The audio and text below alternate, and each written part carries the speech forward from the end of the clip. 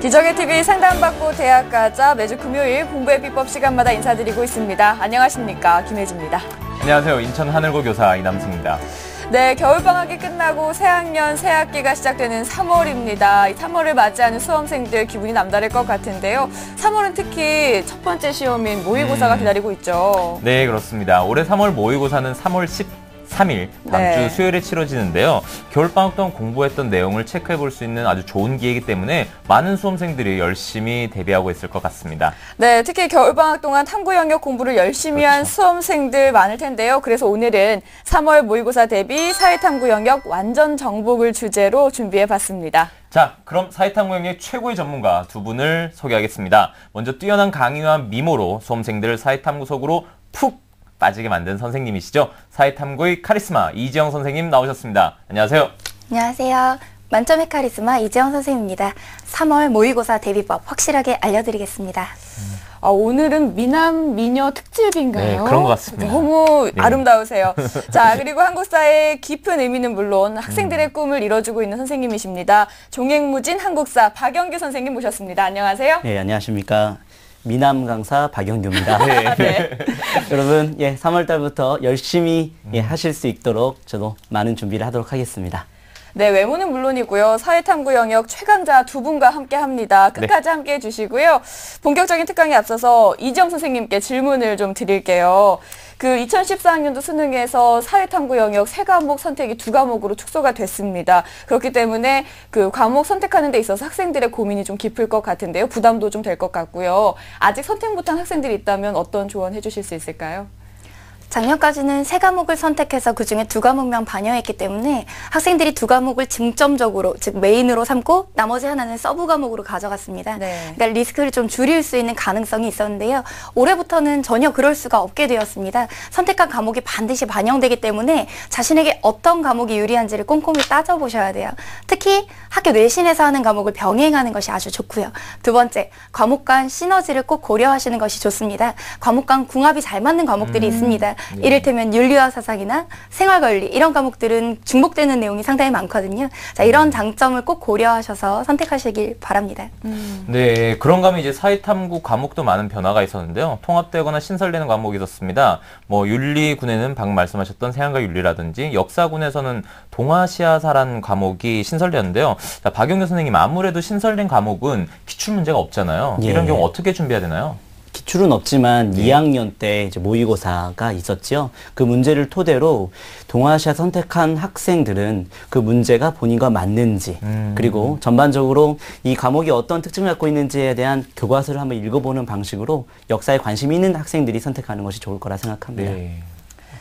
네, 절대 이 시간 놓쳐서는 안 될 것 같고요. 저희 TBS 기적의 TV 상담받고 대학 가자에서는 새학년을 앞둔 2014학년도 수시 상담을 이제 받을 수 있는 수험생들을 그렇죠. 위해서 저희가 접수를 받고 있습니다. 선생님, 수시 상담 어떻게 하면 될까요? 네, 제가 알려드리겠습니다. 네. 자신에게 맞는 수시 전략이 궁금하신 분들은 지금 바로 신청하시면 됩니다. 수시 상담 신청은 TBS 홈페이지를 이용하시면 되고요. 궁금하신 점은 전화 02-311-544 이래서 2번으로 문의하시길 바랍니다. 최고의 전문가가 여러분과 함께합니다.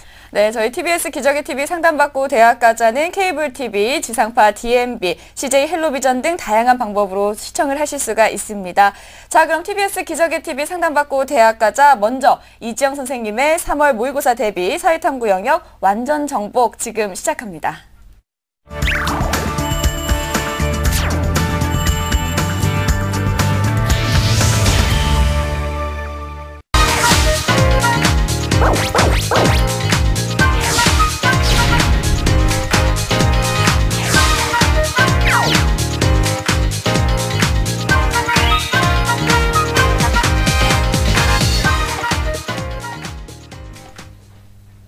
자, 이지영 선생님입니다. 여러분, 3월 모의고사 코앞으로 다가왔네요. 3월 모의고사의 중요성은 많이 들었을 텐데요. 여러분 아마 3월이 3학년이 되어서 처음 보는 모의고사, 수능 때 어떤 연관이 있는지 아주 많이 궁금할 겁니다. 그리고 3월 모의고사 도대체 어떻게 대비해야 되는지, 지금까지 고2 때까지 해왔던 방식과는 완전 다른 방식으로 여러분들이 접근하셔야 되는데요. 자, 선생님이 우선 3월 모의고사와 관련된 여러분의 의문을 먼저 풀어주고 시작하도록 하겠습니다. 네. 자, 여러분이 궁금해하는 몇 가지 가지 의문이 있죠. 네. 선배들이 와서 여러분들에게 물어볼 겁니다. 3월 모의고사 준비 잘하고 있어? 야, 3월 모의고사 성적이 수능 때까지 가는 거야. 이렇게 얘기 많이 할 거예요. 과연 어떨까요? 선생님이 그 의문을 좀 정리해 보도록 하겠습니다.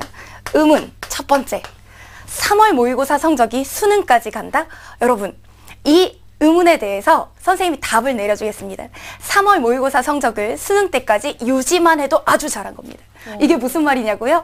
3월 모의고사 성적은요, 우선 아셔야 되는 게 고3 현역 학생들만 중심으로 산출을 합니다.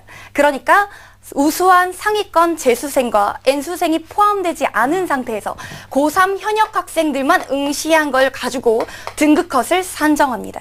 그런데요, 재수생들이 포함되고 나는 나중에 6월 모의고사가 되면요, 그 등급컷이 3월 모의고사보다 올라가게 돼요.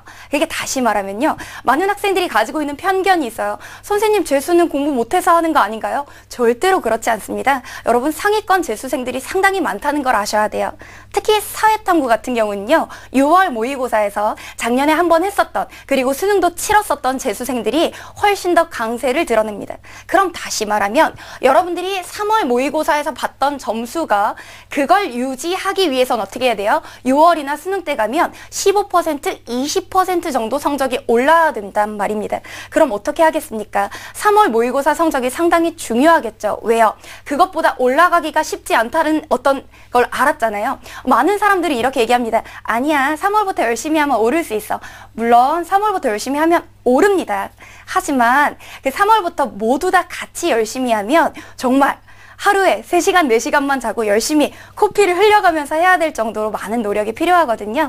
첫 스타트를 잘 끊는 것이 그 정도로 중요한 겁니다. 자, 그러니까 여러분, 3월 모의고사 성적을 6월, 11월까지 유지하기 위해서 어떤 노력이 필요하다고요? 정말 많은 노력이 필요하다고요. 그럼 3월부터 첫 단추를 잘 꿰야 되겠죠? 자, 두 번째 의문점 한번 풀어보도록 하겠습니다. 여러분, 지금까지 고2 때까지는 어땠습니까? 모의고사 전날은 모의고사 하루 공부한다고 오르지 않을 거야. 자, 그러니까 친구들이랑 좀 편히 놀다가 모의고사 날은 빨리 끝나서 친구들과 노래방 가거나 패스트푸드점 가거나 그런 날이었죠. 이제 고3부터는 좀 달라져야 합니다. 여러분들은 이제 3월 모의고사, 4월, 그리고 5월, 그리고 6월 평가원, 7월, 9월 평가원, 10월, 수능까지 거의 매달 아주 중요한 교육청 또는 평가원 모의고사를 보게 됩니다. 모의고사는 벼락치기가 불가능하다라는 의문을 선생님이 여기서 풀어주겠습니다. 벼락치기라는 것은 사실 선생님 왼손잡이인데 오른손으로 쓰고 있어요. 자, 벼락치기라는 것은 사실 여러분들이 내신에서 많이 해봤을 겁니다. 하지만 모의고사는 벼락치기가 안 통한다고 지금까지 고2 때까지는 알고 있었죠. 하지만 모의고사에도 나름대로의 벼락치기 방법이 있습니다. 그것이 뭐냐고요? 모의고사 직전 일주일 또는 2주일 동안 그 모의고사를 출제한 기간, 이를테면 이번 3월 모의고사는 서울시 교육청 모의고사입니다. 교육청 모의고사 출제진은 거의 매년 비슷하다고 보시면 돼요. 그러니까 그 출제진이 좋아하는 문제 유형을 분석하셔야 돼요. 그래서 세 번째 의문과 선생님이 연달아서 설명해 주도록 하겠습니다. 3월 모의고사 벼락치기 하는 방법 있습니다. 서울시 교육청이 출제해 왔던 지난 3년간 모의고사들을 분석하시면 돼요. 그런데 여기서 여러분이 의문이 생기죠? 선생님, 13 수능까지 출제됐던 거랑 이제 개정된 14 수능이랑 완전히 바뀐 거 아닌가요? 그러면 기출문제 과연 봐도 되는 거예요? 이거 다 바뀐 거 아니에요? 이런 의문이 있죠? 기출문제 개정된 수능이라 대비가 어렵다, 이런 의문이 있을 거라고 압니다. 여러분, 기출문제로 충분히 대비할 수 있는 과목들이 있죠. 변화가 적었던 과목들, 이를테면 윤리에서 윤리와 사상이 된 것이나 사회문화가 개정사회문화가 된 것, 또는 한국지리 같은 과목들은요, 경제도 마찬가지입니다. 법과 정치와 또 법과 사회, 또 이것도 기존 개정 수능에서 변화된 수능으로 거의 90% 이상의 내용이 넘어왔습니다. 그러니까 기출문제에 활용할 수 있고요. 단, 신규 과목들, 바로 동아시아사와 생활과 윤리는 기출문제가 없기 때문에 뭐로 대비해야 되냐면 예비 시행 수능 모의고사가 지난 5월에 치러졌었습니다. 그 모의고사로 대비가 필요할 것 같습니다. 네, 선생님께서 3월 모의고사와 관련된 의문점들을 하나하나 잘 짚어주셨습니다. 그 중에서도요, 마지막에 말씀해주신 그 개정된 수능이라고 하지만 기출문제를 활용해서 공부를 해라, 이 점을 좀 기억을 하셔야 될 것 같네요. 네, 이어서 개정된 사회탐구 영역의 변화에 대해서 자세히 짚어주신다고 하니까요. 강의 계속해서 들어보시죠. 네. 자, 여러분, 개정 사회탐구 영역의 변화 얘기를 좀 해보죠. 선생님 진짜 왼손으로 쓰겠습니다. 자, 개정 수능의 변화가 미안합니다. 그럴 수도 있죠, 선생님. 네, 힘이 세서 분필을 막 부러뜨리고 있습니다. 자, 개정 수능의 변화가 여러분에게 아주 큰 부담으로 작용하게 되었습니다. 왜 그렇죠? 선생님 오프닝에서 여러분에게 얘기했었습니다. 기존 사탐은 3과목을 선택할 수 있었어요. 그런데 그 3과목에 수능이 다 반영하는 게 아니라 입시에선 2과목만 반영했었죠. 그럼 어떠한 결과가 있었냐면요. 이를테면 예전에 근현대사 과목이 작년까지 있었습니다. 약 10만 명 정도의 학생들이 응시를 했었어요. 이 10만 명 중에서 실제 3만 3천 명은 허수 경쟁자였습니다. 왜 그러냐면 저 과목이 메인 과목이 아니어도 수능에 응시하고 나머지 과목 2개를 제출한 학생들이 있었죠. 그러니까 허수 경쟁자들이 3만 명, 약 3분의 1 정도 있었던 데서 1등급을 받는 것보다 이제 허수 경쟁자가 사라진 올해 수능이 훨씬 어려울 수밖에 없습니다. 사탐이 이제 2과목으로 바뀌게 되었습니다. 그렇게 되면요. 응시자 수가 이를테면 예전에 10만 명 보던 거에서 이제 6만 5천 명으로 줄어듭니다. 자, 응시자 수가 줄어들게 되는 데다가 실 경쟁률이 높아지게 되죠. 그러니까 여러분들이 작년보다 훨씬 더 열심히 공부해야만 하는 그런 상황이 된 겁니다. 자, 그러면요. 개정 수능에서 특히 선생님이 담당하는 사회문화와 윤리과목군의 변화를 좀 설명해 보도록 하겠습니다. 자, 우선 사회문화 얘기를 좀 해볼게요.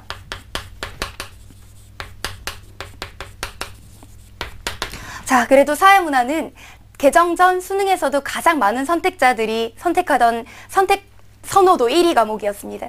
개정 후에도 아마 1위와 2위를 다툴 것 같습니다. 왜 그렇죠? 개정 전과 개정 후의 변화가 가장 적은 과목 중 하나입니다. 개정 전 내용이 거의 90% 이상 실제로 유지되었고요. 새롭게 추가된 내용이 별로 없습니다. 하지만 이 새롭게 추가된 내용에서 고득점 문제가 나올 겁니다. 왜 그렇죠? 작년 재수생들은 이 내용을 내신으로 배운 적이 없던 내용입니다. 학교 선생님들도 처음 가르치게 이제 되시는 부분이죠. 여기서는 문제를 조금만 어렵게 내도 고난도 문제를 만들 수 있기 때문에 교육청 출제하시는 분들, 평가원 출제하시는 분들이 분명히 주목할 것입니다. 자, 그럼 개정 사회문화에서 추가된 이론이 뭐가 있을까요? 자, 추가 이론 선생님 정리해 주도록 하겠습니다. 여러분들은 이 내용을 반드시 보셔야 돼요. 자, 우선 사회문화 현상을 보는 관점 중에서요. 여러분, 크게 보는 관점, 거시적 관점, 작게 보는 관점, 미시적 관점이 있었던 거 기억하죠? 거시적 관점 안에는 우리 사회를 되게 샤방샤방하게 보던 기능론과 또 우리 사회를 되게 부정적으로 바라보던 갈등론이 있었어요. 그리고 미시적 관점 안에는 상징적 상호작용론이 있었습니다. 그런데요, 올해 새롭게 추가된 이론이 바로 교환 이론입니다.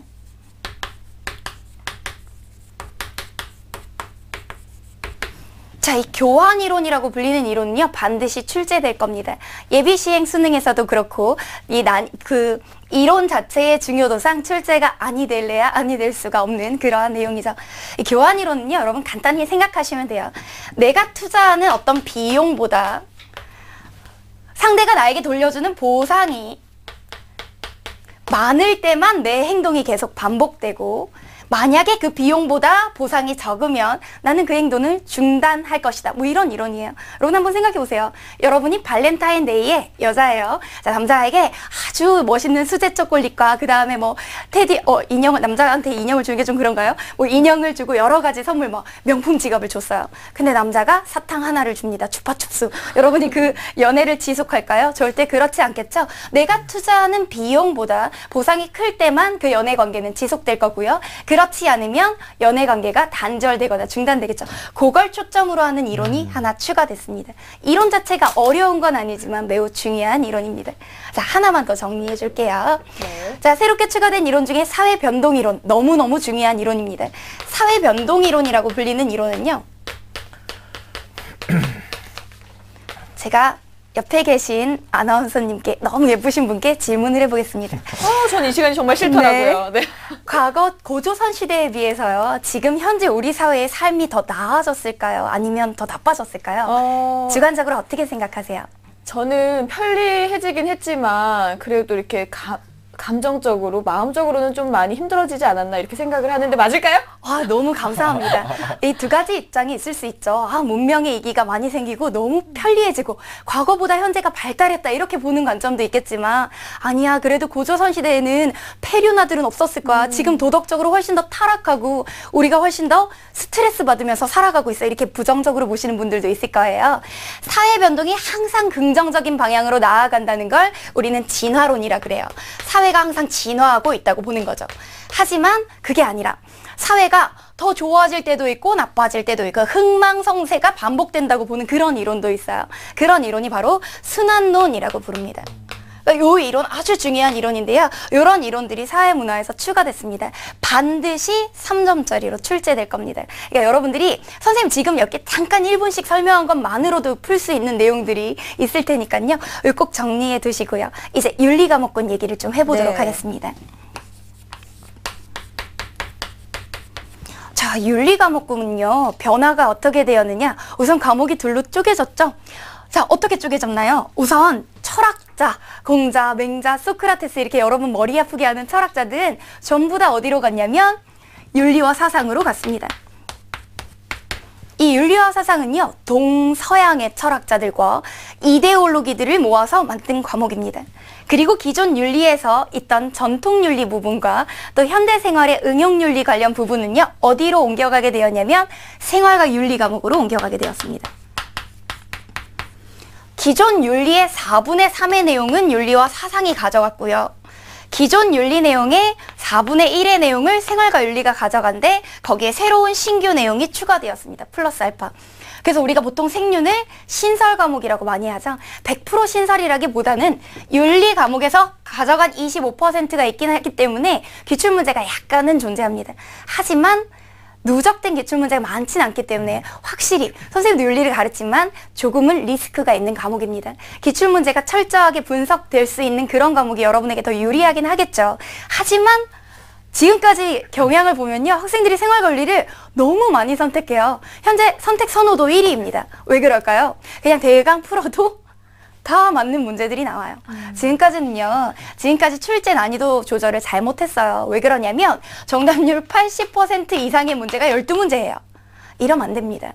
그러니까 지금까지는 생윤이 너무 쉽게 나왔단 말이죠. 그럼 이번 3월 모의고사에서 생활과 윤리가 어떤 난이도로 나올지 선생님 아주 궁금합니다. 여러분 생활과 윤리 과목 만만하게 보고 한번 보면 나는 그냥 다 맞아 이렇게 생각하고 고2 때까지 모의고사 봤다면 이번 3월 모의고사 난이도를 보고 선택에 대해 다시 진지하게 고민해야 될 상황이 올 겁니다. 자, 그럼 우리 윤사 얘기 좀 한번 해볼까요?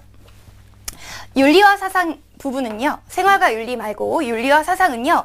다른 내용은 다 똑같아요. 동양 사상은 거의 대부분 다 똑같습니다. 애국 계몽운동이나 조선 양명학이 추가되긴 했지만 동양 사상은 그렇게 큰 변화가 없었어요. 거의 99% 일치합니다. 그런데요. 서양 사상이 큰일입니다. 서양 사상이 안 그래도 학자가 많았거든요.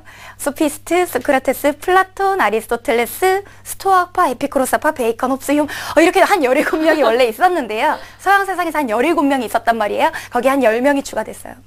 아, 정말 많아졌습니다.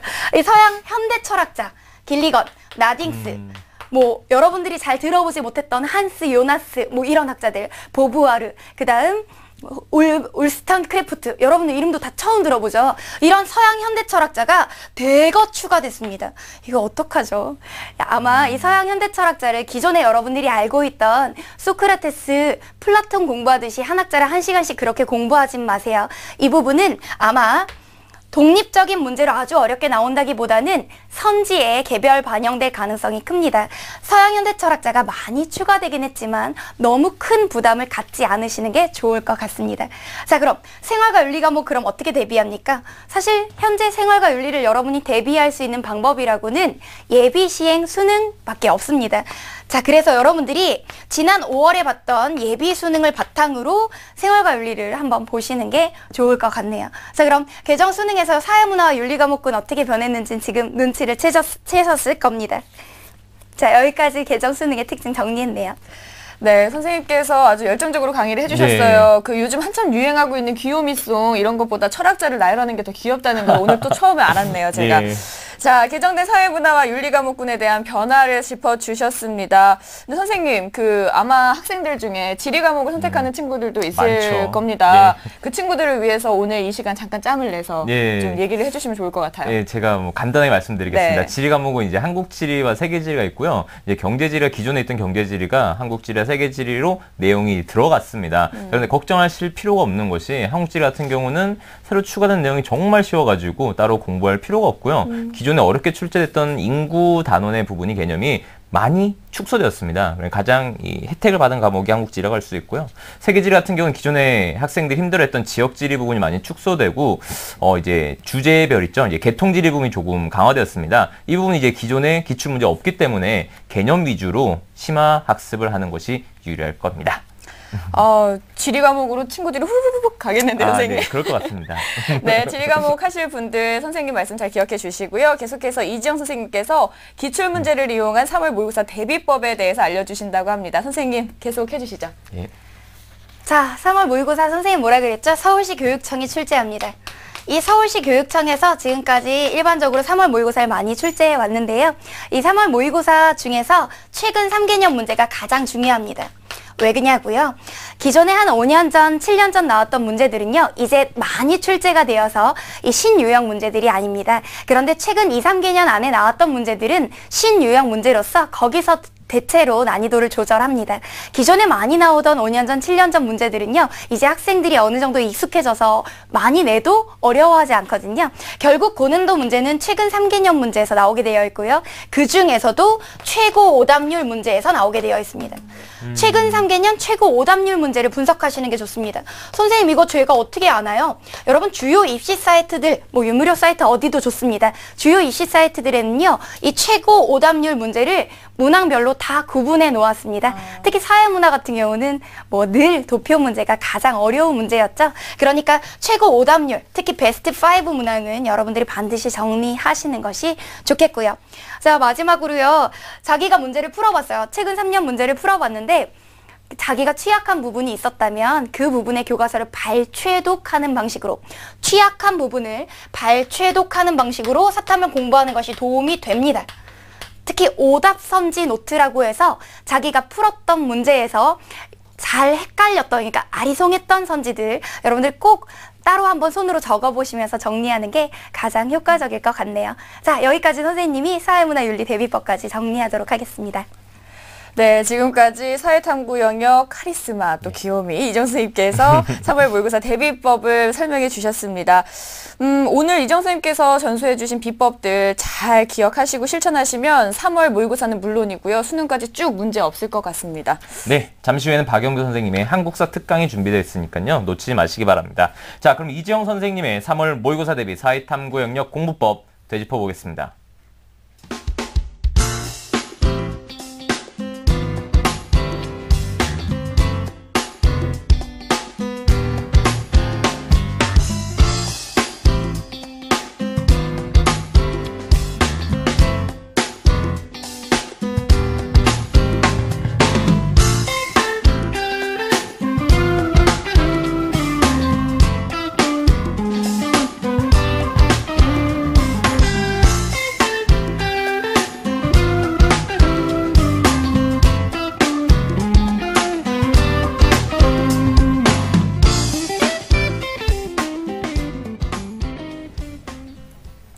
자, 이번에는 박영규 선생님이 전해주시는 특강이 이어집니다. 특히 한국사 준비하는 학생들 주목하셔야 될 것 같아요. 자, 어떤 좋은 이야기 해주실지 지금부터 박영규 선생님의 3월 모의고사 대비 사회탐구 영역 완전 정복 시작하겠습니다.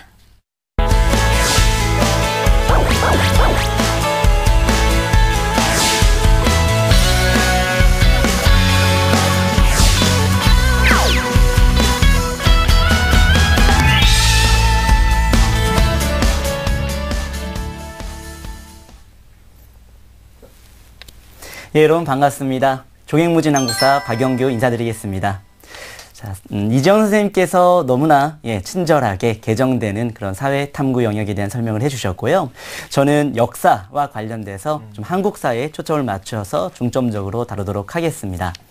새롭게 신설되는 동아시아사는요, 세계사 영역의 한중일과 베트남까지 포함해서 시대사보다는 주제사 중심으로 다뤄지는 그런 과목입니다. 그래서 이 아시아에 대한 종합적인 이해, 여기에 초점을 맞출 학생들은 이 동아시아 선택하는 것도 나쁘지 않을 것 같고요. 하지만 처음 신설되는 과목이라서 좀 깊이 있게 학습을 해야 고득점이 나올 거라 생각이 듭니다. 자, 본격적으로 한국사와 관련된 말씀을 드리도록 할게요. 한국사 과목은 서울대학교 정시의 필수 과목으로 지정되어 있다는 것은 잘 알고 계실 거고요. 그리고 한국사 과목은 이제 국사와 근현대사가 합쳐진 과목으로 알고 계실 텐데요. 여기에 여러분들께서 오해하는 점이 좀 있습니다. 그 부분은 차근차근 제가 풀어드리도록 하겠고요. 자, 3월 모의고사에 대한 얘기를 좀 드릴게요. 3월 모의고사, 이정 선생님께서 너무나 많은 좋은 설명을 해주셨는데요. 저는 이 얘기만 하나 더 추가해드리고 싶습니다. 바로 무슨 얘기냐면요. 바로 옆 사람 눈치 보지 말자. 이 얘기 좀 하고 싶어요. 사실 겨울방학 때 국영수 공부에 초점을 맞춘 학생들도 있을 테고 사회탐구 공부를 한 학생도 있을 텐데 본인은 안 했다면 다른 학생들은 3월 모의고사 점수가 월등히 높을 거고요. 자, 본인은 안 했으니까 점수가 워낙 낮겠죠. 그러면 차이가 너무나 커서 이 사탐에만 너무나 올인하는 이런 방식은 좋지 않겠죠. 반대도 마찬가지겠습니다. 자기의 페이스를 좀 맞추기 위해서 본인의 계획을 세워야 돼요. 여러분들 특히 겨울방학 때 공부한 학생들은 3월 모의고사가 좀 쉽게 느껴질 겁니다. 그런데 공부 안 한 학생들은 완전 바닥이 될 거예요. 절대 다른 사람을 의식할 필요가 없고 본인의 계획, 본인의 그 학습 계획을 특히 다이어리를 통해서 일주 단위로 그리고 하루 단위로 이렇게 정해서 그렇게 여러분 계획대로 진행하는 여러분 페이스대로 사탐을 공부해가는 그런 방식을 제가 좀 추천하고 싶습니다. 실례로 제 가르치는 학생들 중에 실제로 한국사 같은 경우는 좀 이렇게 그 누적되는 그런 측면이 있거든요. 지식이. 그래서 고1 때 좀 잘했고 그리고 고2 때 특히 한국사 능력검정시험이라는 그 공부를 한 학생들은 좀 유리한 점이 있어요. 그런데 역사는 좋아했는데 그런 것을 거의 안 했던 학생은 고3 때 다른 학생에 비해서 조금 차이가 느껴질 수 있을 겁니다. 그런데요, 그런 거 의식하지 마시고요. 이 1학기 이때에도 충분한 시간이 있기 때문에 본인의 페이스에 맞게 하나씩 단계적으로 학습하면 좋을 것 같습니다. 특별히 올해의 사회탐구는요, 굉장히 중요할 겁니다. 입시에 아주 큰 변수가 될 거라는 말씀을 꼭 드리고 싶습니다. 자, 왜 그러냐면요. 여러분들 먼저 6월 평가원부터는 재수생이 합류한다는 얘기는 들으셨고요. 그리고요.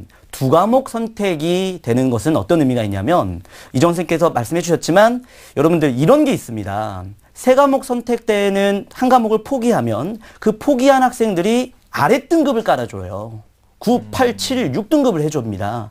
근데 이제는 2과목 선택이고 2과목만 올인하는 학생들이기 때문에 모두 열심히 하게 된다는 거죠. 점수 인플레가 나올 가능성도 있습니다. 예, 그래서 1등급, 2등급 맞기가 쉽지가 않아집니다. 그러니까 작년에 비해서 사실 이 대학들의 이 최저 학력 등급 수시에서 낮췄습니다. 약간 낮췄어요. 더 낮출 필요가 있긴 한데, 근데 여러분들 올해가 그만큼 좀 어려운 사탐의 변수가 될 수 있는 그런 해라는 것을 꼭 기억하시기 바라고요. 특히 재수 선택한 학생들 아주 상위권들이 많이 있습니다. 예, 그들하고 경쟁하기 있어서는 올해 고3이 좀 힘들 수 있어요. 그래서 고3은 좀 배로 학습을 해야 됩니다. 그러니까 고3 1학기 딱 시작될 때는요, 본인이 재수생이다 이런 마음으로 하셔야 돼요. 예, 마지막이다. 재수생이다. 마지막이다. 이렇게 꼭 시간 많다. 이렇게 생각하면 절대 안 되겠습니다. 네. 선생님, 그리고 그 계획을 잘 세워야 한다고 말씀을 해주셨는데 그러면 1학기 때는 어떤 방식으로 공부를 하면 좋을지 좀 설명해 주시죠. 실제적인 개념학습에 대한 구체적인 설명을 좀 드리면요. 여러분들 그 겨울방학 때 공부한 학생과 새롭게 시작하는 학생은 좀 다른 방식으로 가야 될 필요가 있을 것 같아요. 겨울방학 때 공부한 학생은요.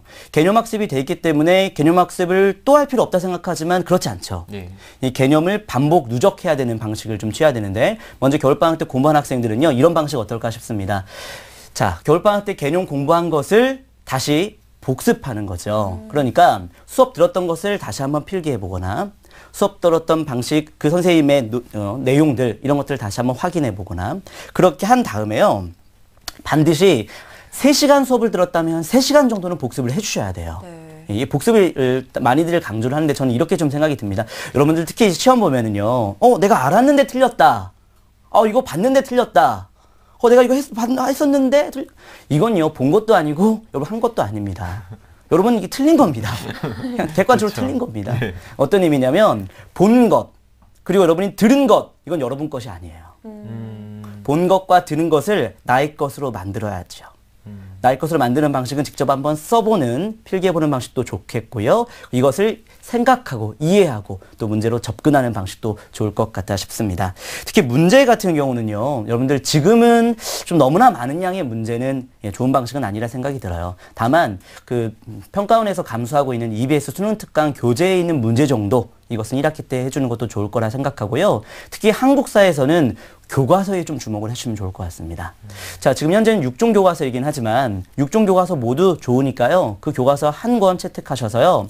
여러분들이 문장형으로 되어 있는 이해 방식의 학습 꼭 필요할 거라 생각합니다. 사실 어떠한 문제집보다 교과서만큼 사실 뭐 교과서 많이 좀 이렇게 소외하는 그런 모습들 좋지 않고요. 교과서가 굉장히 검증된 책이잖아요. 그 문장을 읽어가면서 이해해가는 방식 좋을 거라 생각합니다. 네, 3월 모의고사는요, 수능으로 향하는 긴 레이스의 시작이라고 볼 수도 있잖아요. 그렇기 때문에 마음가짐에 좀 잘 이렇게 단단히 하는 게 좋을 것 같은데, 그 시험을 아직 치르지 않았기 때문에 시험을 보기 전에는 열심히 준비하는 게 중요하겠지만요. 끝난 다음에는 결과에 연연해하기보다는 그 앞으로의 학습 계획 그리고 개념 학습을 어떻게 해나갈지 잘 짜는 게 좋을 것 같습니다. 그러면 3월 모의고사 이후에 성적이 확 달라지겠죠? 네, 그렇습니다. 자, 박영수 선생님께서는 이 한국사를 기준으로 말씀해 주셨지만 뭐 한국사뿐만 아니라 뭐 한국지라든지 사회문화라든지 모든 과목 이런 식으로 공부하시면 좋은 결과 있을 것 같습니다. 자, 그럼 계속 이어서 강의해 주시죠. 좀 더 구체적으로 한국사 대비법에 대해서 말씀드리겠습니다. 특히 한국사는 국사와 근현대사 합쳐진 과목 맞습니다. 그런데요, 근현대사가 한 75% 정도의 비율, 그 다음에 전근대사, 국사라고 볼 수 있죠. 한 25%의 비율인데요. 사실 과거에 이제 근현대사 과목이 지금 현재의 한국사 과목에 거의 일치한다 이렇게 보시면 되는데요. 그런데 사실 전근대사의 내용이 굉장히 방대하잖아요. 구석기부터 이제 흥선대군까지라 보는데 그 많은 방대한 내용이 다들 쉽게 출제된다. 뭐 이것은 뭐 기본적인 문제로 중학교 수준의 문제로 출제될 것이다. 뭐 이렇게 얘기를 많이 합니다. 저도 이제 지난번 1월 때 그렇게 얘기를 했는데요. 근데 천천히 생각해 보면 학생들의 입장에 생각해 보면 쉽겠지만 내용이 방대하기 때문에 그 방대한 내용을 학습하는 데는 부담이 될 수밖에 없다라는 생각이 좀 들어요. 그래서 제가 이걸 어떻게 대비해야 될까를 곰곰이 고민했는데요. 결론은 이겁니다. 여러분 이건 저를 통해서 들을 수 있는 얘기라 생각이 드는데요. 바로 뭐냐면요. 자, 평가원에서 감수하는 EBS의 교재, 거기서 정하는 내용들이 출제될 거라. 이렇게 저는 생각합니다. 다시 말해서 정치, 경제, 사회, 문화 굉장히 방대했습니다. 그런데 이제 정치하고 문화 중심이라고 하지만 사실 경제사도 조금 있어요. 그리고 사회사도 조금 있습니다. 신문제 변동 이런 내용이 조금 나오거든요. 근데 어떤 내용 공부해야 되고 어떤 내용은 학습하지 않아야 되는지 이런 것들을 여러분들이 판단하기 어렵습니다. 그리고 다 가르치는 것도 좀 학생들이 받아들이기엔 좀 힘듦이 있겠지요. EBS에서 감수하는 그 내용만큼은요. 어떻게 보면 이건 출제하겠다라는 내용이니만큼 그것을 먼저 학습하는 게 필요할 거라 생각을 해요. 그리고 6월 평가원을 좀 주시하셔서 6월 평가원의 문제 출제 경향에 따라서 그 다음에 여러분들이 공부해 보는 것도 나쁘지 않을 거라 생각합니다. 자, 그리고 학습 계획. 학습 계획은요, 저는요, 100% 세우는 것, 이건 안 좋을 것 같아요. 왜냐하면 100% 세우면 50%, 60%만 이루잖아요. 많이들 경험해 보셨죠? 네. 고개를 들 수가 없네요. 그러면 본인의 좌절감, 실망감, 본인이 좀, 내가 왜 이러지? 뭐 이런 생각 들 수 있을 것 같은데요. 계획 많이 세우지 않았으면 좋겠다 생각합니다. 계획을 한 80%만 세우시고, 그에 대한 실천, 바로 한 120% 하는 것도 좋은 방법이라 생각이 듭니다. 1주 단위로 아까 전에 말씀드렸듯이 강의를 듣고요. 그리고 복습을 하고요. 교과서를 읽고요. 그리고 문제풀이를 하고요. 이걸 다이어리에다 적어요. 하나씩. 하나씩 체크하면서 성취하는 그 만족감, 이것이 굉장히 여러분에게 수험 생활을 즐겁게 만들어줄 거라 이런 생각이 듭니다. 그리고요, 한 가지 더 추가드리면요. 여러분들 그 한국사 같은 경우는요, 굉장히 많은 매니아들이 있습니다. 근데 매니아가 아닌 학생도 매니아가 될 수 있어요. 왜냐하면 공부하다 보면 재밌거든요. 그래서 심도 있는 학습을 위해서 여러분들 스스로 찾아가는 학습, 이걸 좀 제가 권장하고 싶습니다. 추천하고 싶습니다. 다시 말해, 자기가 모르는 단어가 나오면 인터넷에 한번 검색해보고, 근데 인터넷 검색할 때 뭐 지식, 이런 거 하면 안 됩니다. 자, 어떤 방식으로 하냐면 백과사전에 나오는 내용들. 그렇죠? 한국민족문화백과사전이라고 하는 한국학중앙연구원에서 나온 그런 백과사전 아주 검증된 내용이죠. 이런 걸 찾아보는 방식도 좋을 것 같고요. 또 EBS Q&A에 직접 물어보는 방식도 좋을 것 같고요. 본인 스스로 찾은 학습에 대해서는 절대 잊지 않습니다. 들은 것은 잊혀지지만 본인이 찾아본 것은 절대 잊지 않기 때문에 특별히 3.1절이잖아요, 오늘이. 자, 유관순이라는 분 아시죠? 유관순에 대해서 찾아봤는데 제가 놀라운 사실을 알았어요. 유관순이 수사를 받는 과정에서 어떻게 했냐면 그 재판관을 향해서 본인의 의자를 던져버렸다고 합니다. 그랬던 분이에요. 나중에 돌아가셨을 때 어떻게 돌아가셨냐면 시신이 반토막 났었다라고 합니다. 그렇게 일본에 많은 인들이 있었던 거예요. 이것을 알고 유관순을 접근하고 3.1운동을 접근하면 훨씬 더 이해하기가 쉽고요. 흥미진진하게 받아들여지겠죠. 심도 있는 여러분의 능동적인 학습 권장하겠습니다.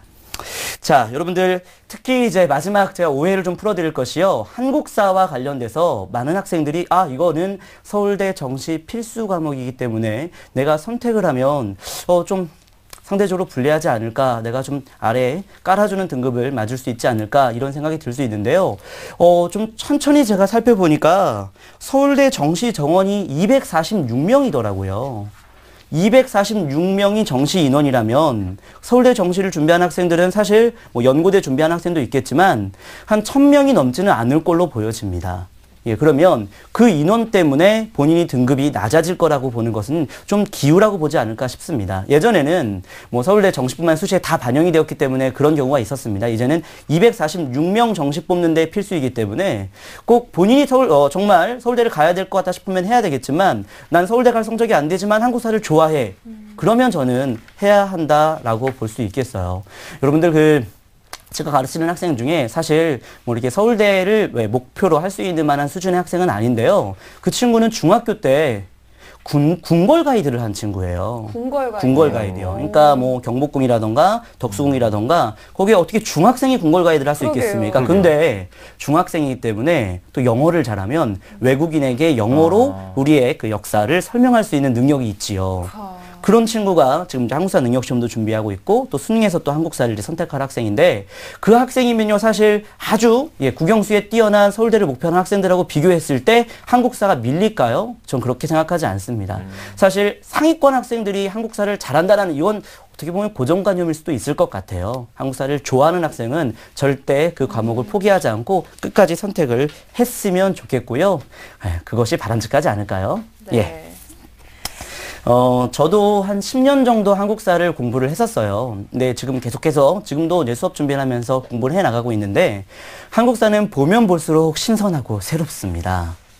그래서요. 한국사 선택자들 좀 긍지를 갖고요. 자부심을 갖고요. 또 오늘 3.1절이잖아요. 네. 그렇죠? 본인이 우리나라의 정신을 지킨다. 이렇게 생각하고 이 한국사에 전념하시면 좋을 것 같다. 이렇게 생각을 합니다. 제가요. 최근에 본 드라마가 있습니다. 그 드라마에 이런 내용이 나오더라고요. 남자 주인공이 외운 시인데요. 짤막하지만 잠깐 다룰게요. 자세히 보아야 예쁘다. 오래 보아야 사랑스럽다. 너도 그렇다. 이것을 고남순이라는 인물이었는데 제가 정말 좋아했었는데요. 네. 자, 나태주의 풀꽃이라는 시인데 여기에 저는 이 너를 한국사라고 이렇게 다시 바꿔서 한번 불러보겠습니다. 자세히 보아야 예쁘다. 오래 보아야 사랑스럽다. 한국사 너도 그렇다. 자, 한국사는요 자세히 보고요. 한국사는 또 반복해서 보고요. 또 오래 보면은요 좋은 점수 나올 수 있습니다. 사실 이 한국사는 이해를 요하다기보다는 이해를 바탕으로 본인이 직접 계속해서 확인, 점검 내 것으로 만드는 그 작업 꼭 필요한 과목이니만큼 한국사 선택자들 포기하지 말고 뒤돌아보지 말고 본인의 페이스대로 쭉 밀어붙였으면 좋겠다 이렇게 생각을 해봅니다. 네, 선생님께서 멋있는 시로 또 마무리를 해주셨어요. 선생님께서 이런 이야기 해주셨잖아요. 10년 넘게 한국사를 공부했는데 새롭고 너무 재미나다 이렇게 얘기를 해주셨는데 제가 느꼈던 한국사는 10년을 봐도 이걸 다 알 수 있을까? 다 공부할 수 있을까? 이런 느낌이었었거든요. 참 막연하고 범위도 넓고 해서 어려웠는데 선생님이 알려주신 대로라면 한국사 문제가 없을 것 같다 이런 생각을 하게 됐어요. 네, 우리 학생들 선생님들 말씀 꼭 기억하시고요. 자, 그럼 박영규 선생님께서 짚어주신 3월 모의고사 한국사 대비 공법 다시 한번 짚어보겠습니다.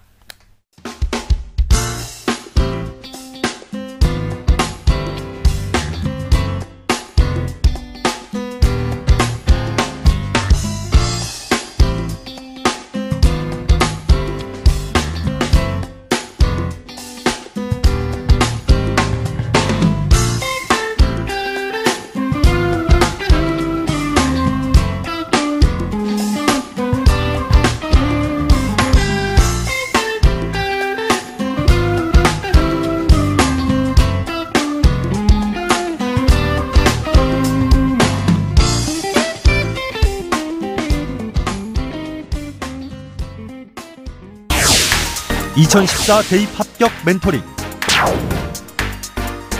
월요일부터 금요일 밤 10시 TBS 기적의 TV 상담받고 대학가자의 1:1 입시 컨설팅 참여 방법을 알려드립니다. 먼저 포털 사이트에서 기적의 TV 상담받고 대학가자를 검색. 기적의 TV 상담받고 대학가자 홈페이지 중앙에 1:1 입시 컨설팅 배너를 클릭. 이제 상담 신청 자료 입력 수정을 누르시고 상담을 받기 위한 정보 동의 및 개인정보를 작성해주세요. 자, 그럼 본격적으로 1단계 1학년부터 현재까지 내신 성적을 입력. 2단계 출결, 봉사활동, 어학성적, 수상실적 등 비교과 활동도 작성. 3단계 지금까지 참여했던 모의고사 성적을 작성하면 접수 완료. 수험생, 학부모 모두 홈페이지 접속 스타트. TBS 기적의 TV 상담받고 대학가자. 많은 신청 바랍니다. 네, 저희가 오늘 그 사회탐구 영역에 대해서 이야기를 나눠보고 있는데요. 미리 사전에 학생들에게 질문을 좀 받아봤어요. 선생님들께 여쭤볼게요. 이정 선생님, 그 수험생들의 그 성적대별로 사회탐구 영역 공략할 수 있는 방법이 따로 있을 것 같은데 있을까요? 네, 있습니다. 아무래도 상위권 학생들의 경우에는 개념은 어느 정도 잘 알고 있습니다. 그래서 고난도 개념을 중심으로 심화학습하는 것, 그리고 이미 문제풀이 능력이 있기 때문에 문제를 풀 때도 고난이도 문제 중심으로 정리하는 것이 상위권한테는 필요하고요. 이 중위권 학생들의 경우에는 아무래도 수능이 개정됐기 때문에 개정 후 추가된 내용을 중심으로 정리하는 것이 가장 필요합니다. 하위권 학생들이야 워낙 기본적인 내용을 탄탄하게 정리하는 게 중요해서요. 문제를 풀겠다, 그리고 뭔가 핵심 내용만 정리하겠다 이렇게 생각하지 마시고요. 전반적으로 교과서를 1회독하면서 전체적인 흐름을 파악하는 것이 좋습니다. 네, 잘 들었습니다. 그럼 이 다음 질문은 박영규 선생님께 드리겠습니다. 사회탐구 영역은 뭐 다른 과목도 마찬가지겠지만 특히나 한 문제의 실수를 줄이는 것이 정말 중요한 것 같은데요. 뭐 특별한 비법 있나요? 사실 한 문제 때문에 등급이 왔다 갔다 하는 학생들은 이제 상위권으로 보여지는데요. 그 문제의 함정들, 오류들, 그러니까 문제를 풀어나가는 과정에서 분석 능력, 굉장히 필요할 것 같아요. 예를 들어서 간혹 실수한다는 것은 옳은 것을 옳지 않은 것으로 본다던가, 아니면 선지 분석을 좀 잘못한다던가, 이제 그리고 이 자료를 정말 잘못 이해한다던가 그런 경우들이 있을 텐데, 문제 풀 때 최고의 집중력과 그리고 하나하나 분석력으로 이렇게 풀어나가는 방법 좋을 것 같다 생각합니다. 네, 오늘은 3월 모의고사 대비 사회탐구 영역 완전 정복이라는 주제로 함께 봤습니다. 최고의 선생님 두 분, 이지영 선생님, 박영규 선생님, 오늘 좋은 말씀 고맙습니다. 네, 그리고 개편된 2014학년도 입시에 예비 고3 수험생들은 물론 그 부모님들까지 불안감이 크실 텐데요. TBS와 한국교육컨설턴트 협의회가 함께하는 2014학년도 대학 입시 정보 설명회에서 모든 궁금증을 풀어보시기 바랍니다. 이번 입시 설명회는요, 3월 30일 토요일 서울시청 신청사 다목적 홀에서 오후 2시부터 5시까지 진행이 되고요. 또 4월 6일 토요일에도 노원구민회관 대강당에서 역시 2시부터 3시간 동안 진행이 됩니다. 네, 이번 입시 설명회도 무료로 진행되니까요. 참석을 희망하신 분들은 TBS 홈페이지에서 신청하시면 됩니다. 많은 분들의 관심과 참여 부탁드립니다. 네, 다음 주 금요일은 3월 모의고사 대비 과학탐구 영역 완전 정복을 주제로 함께하니까요. 많은 시청 바라고요. 저희는 다음 주에 다시 찾아오겠습니다. 함께해 주신 여러분 고맙습니다.